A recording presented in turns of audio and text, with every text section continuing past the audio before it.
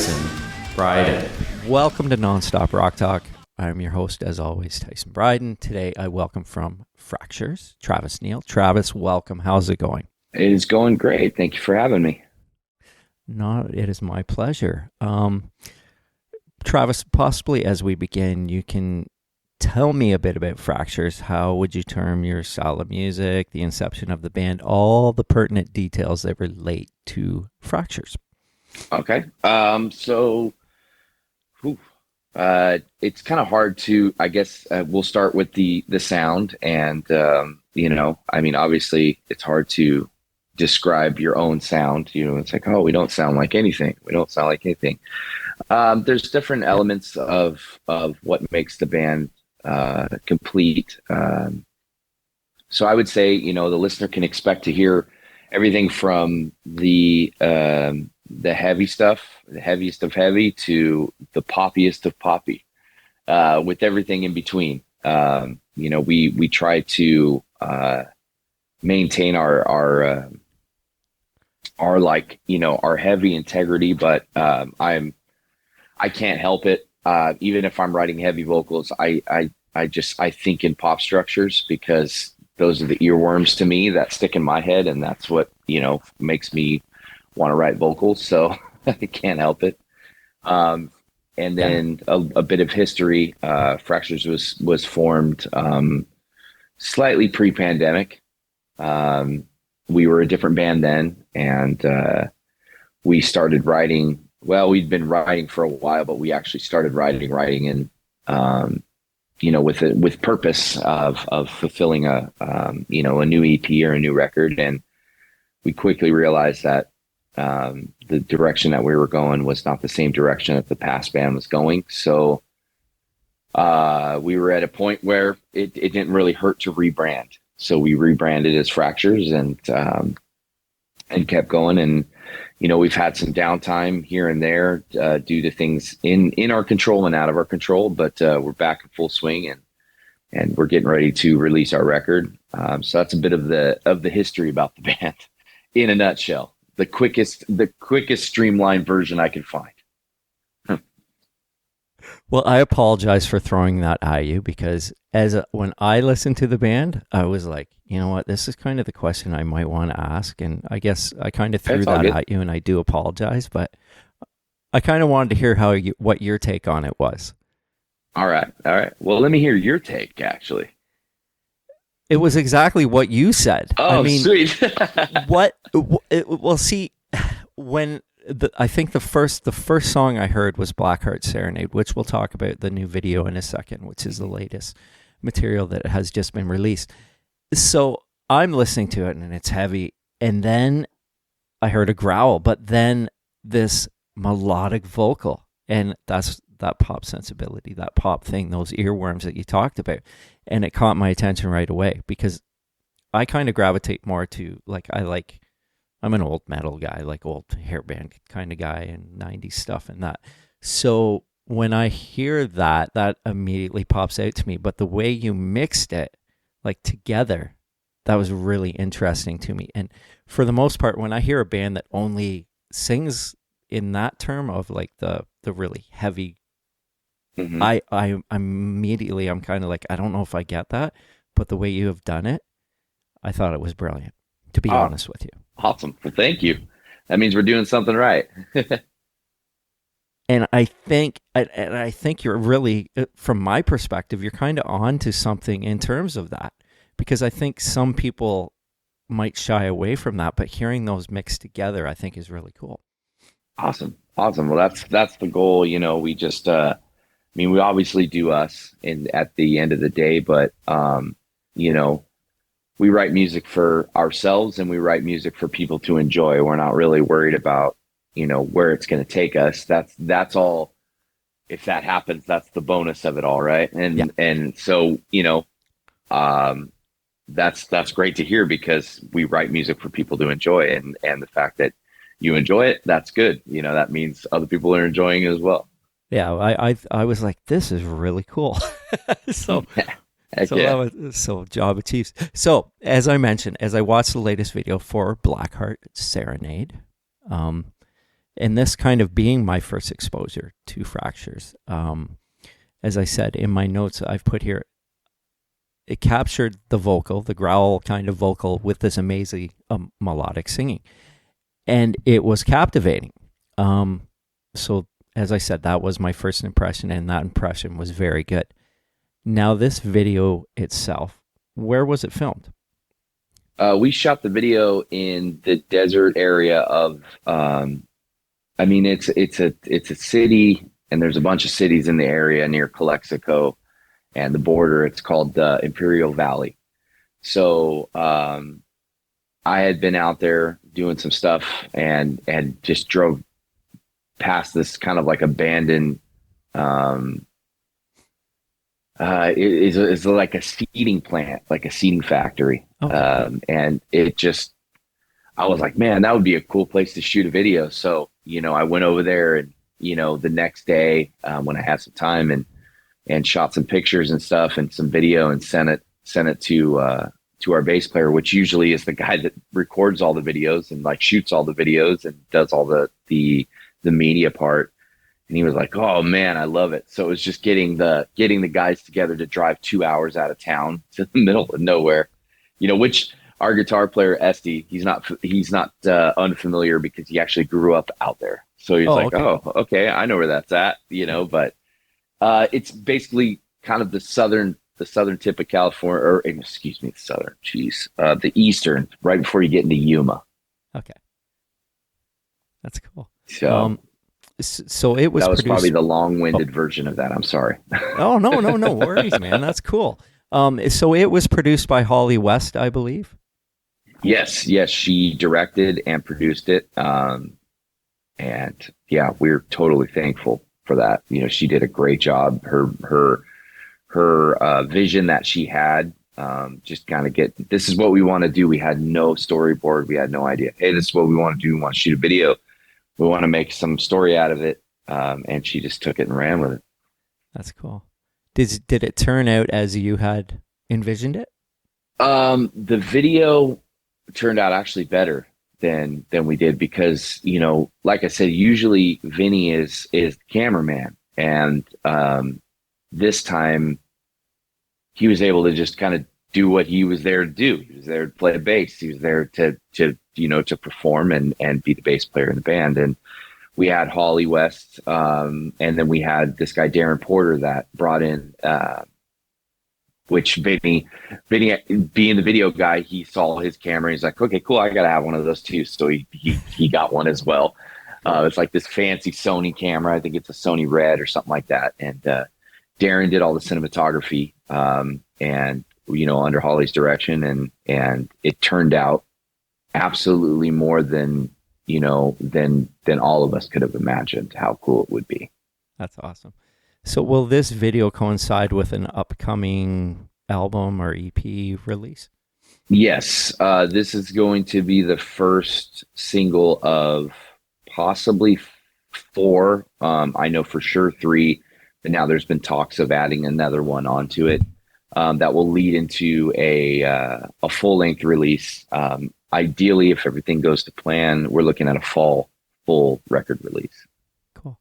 So, I mean, in listening to the band and what you and I had talked about, I'm curious about where your influences come from. Well, my influences come kind of across the board. I grew up listening to like Metallica and obviously stuff like that, and got into White Zombie. Cool. I used to watch Beavis and Butthead when I was younger, and then I saw White Zombie, and I was like, whoa, who is this? Because to me, Rob Zombie's voice at the time sounded like just a grittier James Hetfield voice, and I was like, oh, what's this? So that's kind of what started it. And then like I've taken influences from the new metal era. We could call it an era or an era, whatever you want to call it. I think it was extremely influential. And then, I mean, as of late, probably over the last, 10 or 12 years, I took a break from listening to heavy stuff, and I started listening to, I'm a huge fan of Dallas Green and City and Color. which is, Canadian guy. Canadian guy. Canadian guy. Yes. Yeah. And Dallas is like the maestro to my pain. He plays my heartstrings like he plays the strings on his guitar. And so, like I said, I've loved him since the first time I've listened to him. So I bring a lot of the singer songwriter style to that as well. You know, he writes incredible hooks, and then obviously, you know, stuff like The Weeknd, Post Malone, you know, Justin Timberlake, you know, stuff like that. I love all that stuff. One of my guilty pleasures is Savage Garden, this band that used to be around. I remember them. They were great. Oh yes, absolutely awesome. And so I take a lot of that pop influence that I hear, you know, in the mainstream stuff, and add it to the background of just, you know, I guess we could call it classic metal now, you know, because it was around in the early 90s or whatever. And that's kind of like where my influences come from. And as a singer, I feel like if you want to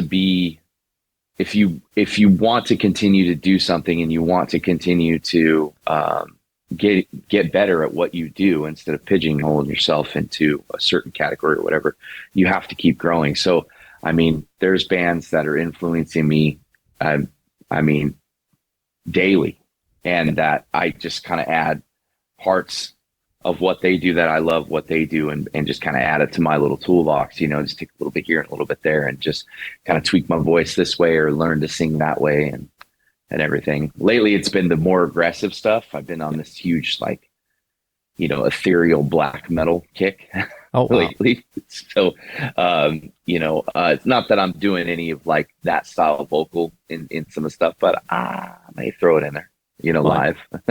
I mean, it's funny that you mentioned City and Color, and I mean, he was in another band that was a metal band, right? Alexis on Fire. So yeah, Screamo, they're amazing. Yeah, so that, I mean, that's kind of funny that you kind of grasp from that and get that too. I think that's cool, and you can hear that, I think, in your music as well, that you bring both elements, which is cool. Yeah, I came into Alexis on Fire a little late in the game. I've always knew about them, but I was kind of like stubborn. I wanted Dallas to be City and Color Dallas only. Yeah. I didn't want to hear anything else polluting his voice at the time. and then I ended up listening to Alexis on Fire like 3.5 weeks ago. Really? For the first time. Wow. And I was like, oh my God.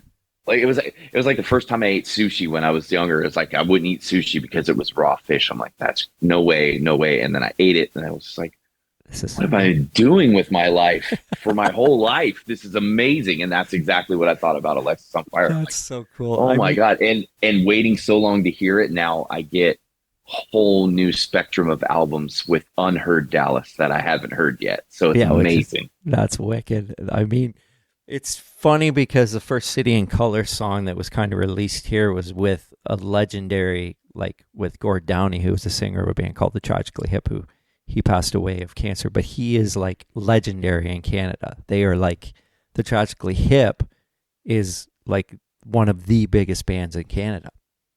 And yes, I believe I know that song. The title is oh, I know it too, and it's on the tip of my tongue. I can't remember. Yeah, it's eluding me, but I love, even though Dallas wrote those parts, I love that way the guy's voice sounds. Yeah, because he's got a wavering to his voice, right? And his songwriting was very poetic. He was very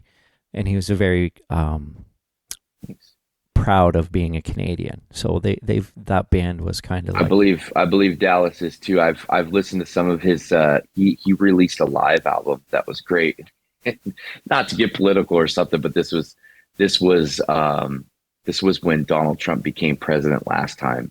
And he was like, so my answer to Donald Trump becoming president was to book the longest Canadian tour that I could book. Really? Yeah, and then he played the song. What was it called? It was uh, I want to say Silver and Gold. It was a song about like, and he talks about how he had this dream about about the world ending. Oh, And that song is like, he talks about, he woke up from a dream and it was, a scary dream. And, but it's definitely, it it's kind of funny, the whole story, but yeah, he's super proud too, man. I mean, I've had a blast up there every single time that I've went up there. So, I mean, that's shit, awesome. if I was from there, I'd be proud too, man. That's So, wicked. You know what? That City and Color literally played, I think it was about a year ago, up the street from where I live. Like they played at oh, our hockey arena, like our minor league hockey. I think they did a tour where they played in Ontario, where they did a bunch of hockey arenas, and they were literally, I could walk there. that's awesome. I've gotten to see him once, only once, and I saw him for the last tour cycle he did here for the most recent record, and I mean, it was because it would always sell out. I'd Yeah. find out about it, and I'd be like, "Oh my god!" And it'd sell out, and then scalpers are selling tickets for $300. I'm like, I Wow, can't do that's that. crazy. Would he play in a club, or would it Yeah, be? he played in this place called the Observatory. It's probably, I would say, two or 3,000 capacity, probably more than that. Yeah, You go into a venue and you judge the room and you're like, oh, okay, cool. And then you see the capacity and you're like, whoa, that seems like you wouldn't even be able to walk in here. Like you'd have to just shimmy across the wall, yeah. be way more than capacity. But yeah, and it was, I mean, he played for like an hour, and the only time that I was silent was after I was done cheering, waiting for him to announce the next song. Other than that, I was singing every single word, moving through the whole That's show. amazing. It was an experience. That's amazing. Um, Now let's Sorry, we talk. got way off topic there. No, no. This is okay. You know what? I prefer to get off topic, to be honest with you, sometimes Okay. because it makes for a better conversation, and it gets my listeners to know who you are a little bit more too, which I think is important, especially as an artist. And Okay. so I'm cool with Then that. I got ADD, so I'll fall off all the time. Good, perfect. We can do that. We can go wherever we want to go. So, Remember was another video that I took a look at on your website. Mhm. Again, that video looks great. What can you tell me about that song, and how possible does the video relate to the actual song? The video does, and that video was done by Vinny. Our bass player, did the entire video. We shot the video in two sections, so you can see there's a section where I have a long beard, and there's a section where my Right. beard's cut short. I love And that. we basically, yeah, that song. I was going through a pretty tough time in life, and um, that song's basically about the transformation of remembering exactly who I am, remembering who I am, what I'm, why I'm here and what I'm here to do. And grabbing hold of that and seizing that, and coming out of the darkness that I was in, and seeing the light again. So yeah, that song definitely, the video transpires that pretty well, like in the cut scenes where I'm looking in the mirror and, you know, not recognizing the man that's in the other, in the reflection, and just having a hard time with that. Wow, that's deep. It's amazing. Now, I assume this video is from the 2022 EP Firewater Sessions, is it? Yes. We shot that prior to getting in the studio with that. And it came out on that. That was the first song that we wrote. That was the first song that I wrote fully lyrically with the band. And I think Fred played on that song. That was one of his first songs. So they gave me, when I joined the band, and it was under a different moniker at the time, they gave me like a plethora of songs that were like half done. And I'm not talking like half done musically. I'm talking about half done because we have another vocalist in the band, Nolan, and he plays guitar and does the other vocals in the band. You can see him in the video doing we'll split off in the chorus, and I'll lead the song and then I'll throw a chorus at him and then I'll rap around him while we're singing, I love that. and just to go off him. And so he came to me with these songs. He's like, yeah, because they had a different singer at the time, and he's like, well, I'm really kind of married to these parts. He'd give me a song that had like a pre-chorus already written and recorded in it with words, and or like a bridge or a chorus. So I had to write around, okay, where were you at when you wrote this song? What was the mood? What was this? And I had to like write and build a song around that, which created quite a challenge. And Remember was the first song that was wide open, that didn't have anything. So I think that's the first song that I guess we collectively wrote together. So it made sense for that to be the first single. That's cool. Now, the EP that we speak of was produced by, and I hope I pronounce his name correctly, Billy. I can't pronounce his last name, so it's okay if you don't. Okay, Billy Graziadel of Biohazard.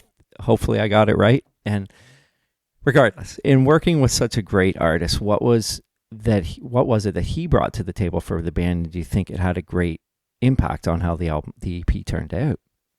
Well, I mean, I would say that his background is different than our background. So, for him to add ideas and as a producer, or, add sounds as a producer, whether that, is an idea for those guys guitar wise, or, a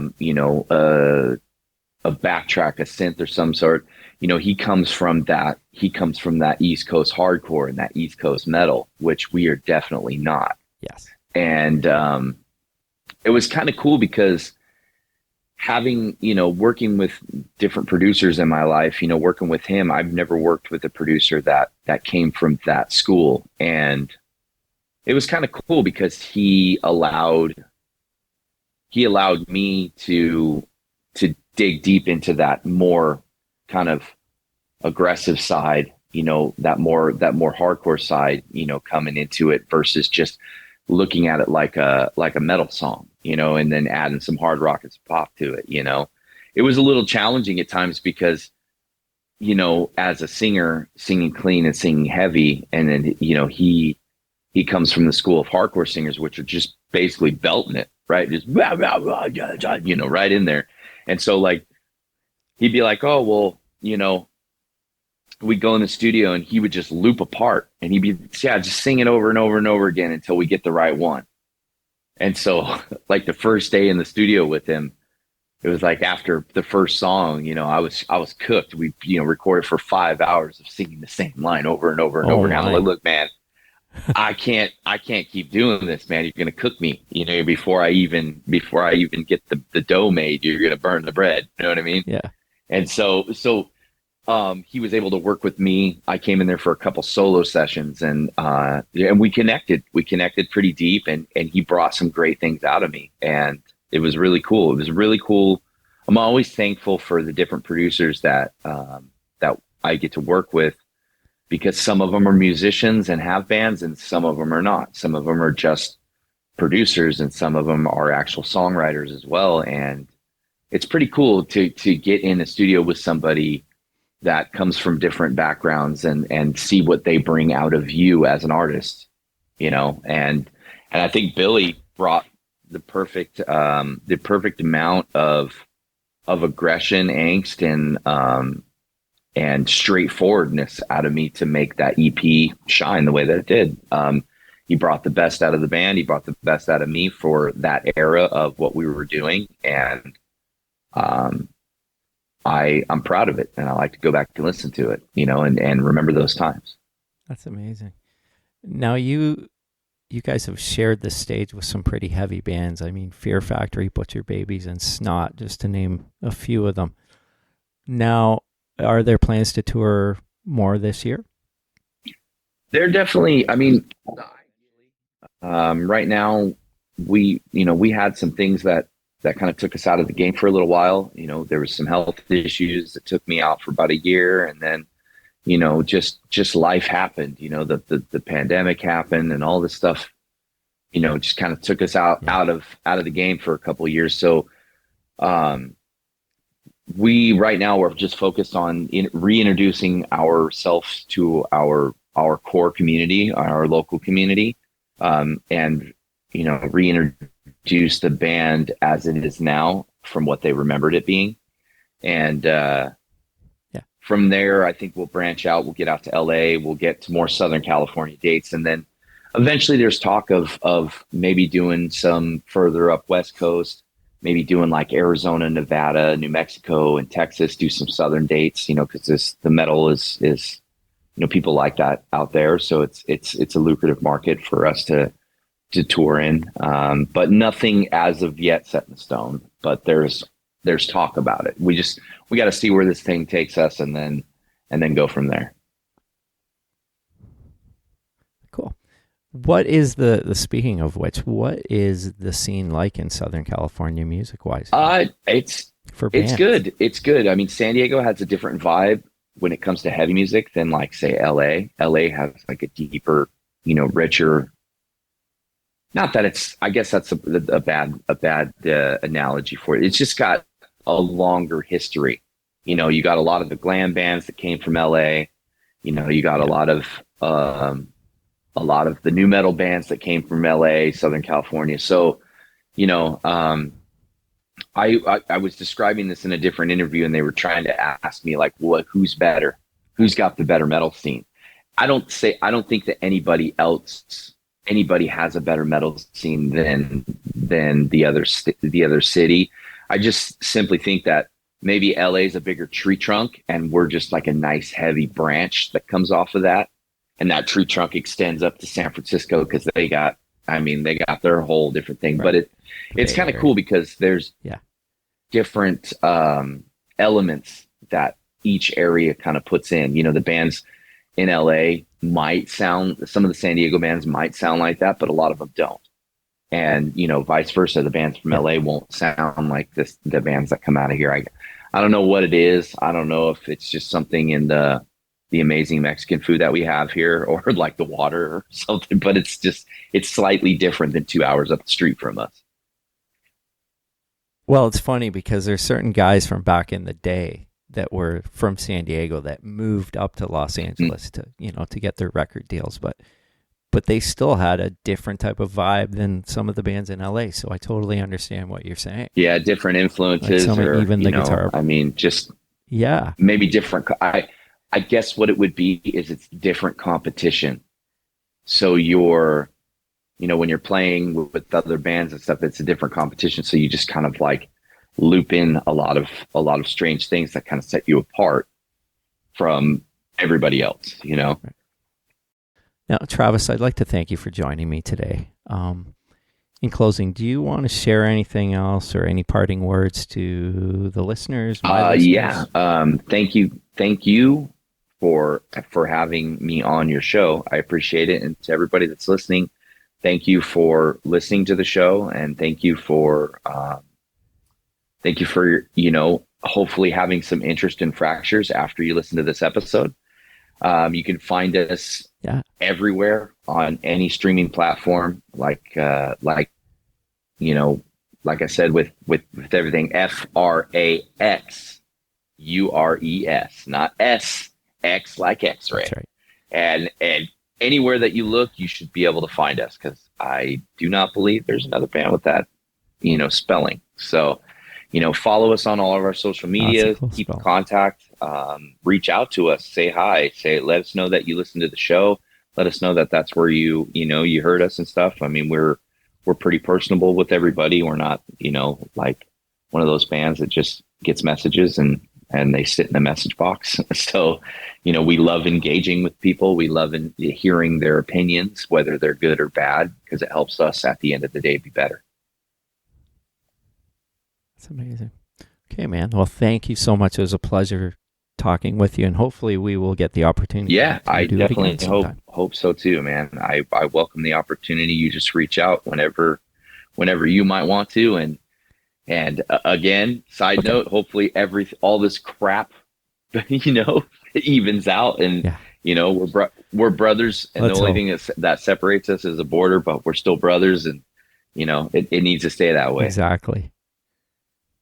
I agree. I spent a lot of time down there, like usually during the year. Like my son was playing baseball, so we were down there 3 or 4 times a year and playing ball. And I've gotten to, like I said, I've gotten to tour Canada. I mean, the West Coast, the East Coast, and everything in between. And I mean, I love. It looks a lot prettier there. I got city to look at, man. You guys got beautiful woods and forests and amazing people, and the crowds have always been amazing. So I look forward to coming back there as well. That'd be amazing. Okay, well, hopefully we'll catch up if you make it back here. So that'll be cool. Okay, man. Well, thank you very much, and enjoy the rest of your day. You as well. Bye. Thanks. Take care. Bye.